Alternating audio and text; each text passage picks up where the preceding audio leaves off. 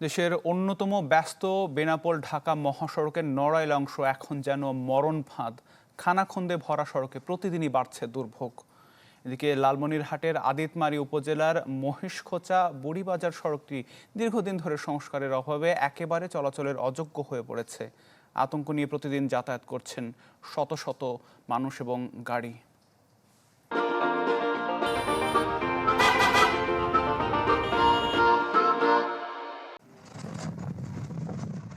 স্থলপথে আমদানি রপ্তানির প্রধান রুট ঢাকা বেনাপোল মহাসড়ক,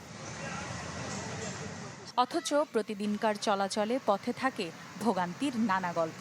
এই যেমন নড়াইল অংশের এই জায়গায় সড়ক এতই সরু যে এক গাড়ি অন্য গাড়িকে সাইড দিতে গিয়ে প্রায় ঘটে দুর্ঘটনা।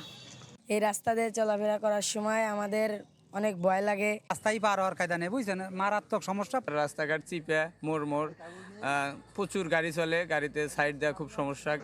7টি দুর্ঘটনাপ্রবণ এলাকা চিহ্নিত হলেও গাড়ির বেপরোয়া চলাচলকে দুষছে পুলিশ।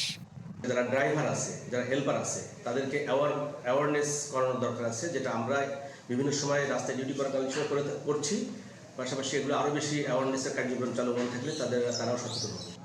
আর দুর্ঘটনা রোধে তদারকির কথা বলছে সড়ক বিভাগ। মহাসড়ক যেহেতু অটোরিকশা চলাচলের উপযুক্ত নয়, এটা যদি যথাসম্ভব যদি অ্যাভয়েড করা যায় এবং হাইওয়ে পুলিশ যদি এটা নিয়ে তদারকি করে এবং স্পিড লিমিটে তদারকি করে, তাহলে আশা করি টেম্পোরারি এখানে সড়ক দুর্ঘটনা অনেক কমে যাবে।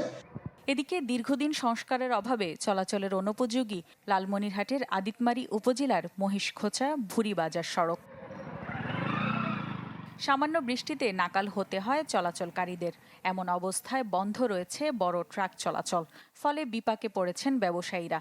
আদিতমারী মহিষখোঁচা আস্থা আমাদের অটো ভাঙি যাবার আছে। এই রাস্তাটা যত দ্রুত সম্ভব পুনর্নির্মাণ করলে আমাদের জন্য খুবই ভালো হতো। এলজিইডি বলছে বরাদ্দ পেলে শিগগিরই কাজ শুরু হবে। একটি প্রাক্কলন ইতিমধ্যে অনুমোদিত হয়েছে, যা টেন্ডারের প্রক্রিয়াধীন আছে। টেন্ডারিং প্রক্রিয়া সম্পন্ন হলেই আমরা যত শীঘ্রই ঠিকাদার নির্বাচন করব, কাজটি বাস্তবায়ন করব। সড়কগুলো দ্রুত সংস্কার না হলে জেলার অর্থনীতি ও শিক্ষা খাত অচল হয়ে পড়ার শঙ্কা স্থানীয়দের। রওশনারা তানিয়া, চ্যানেল 24।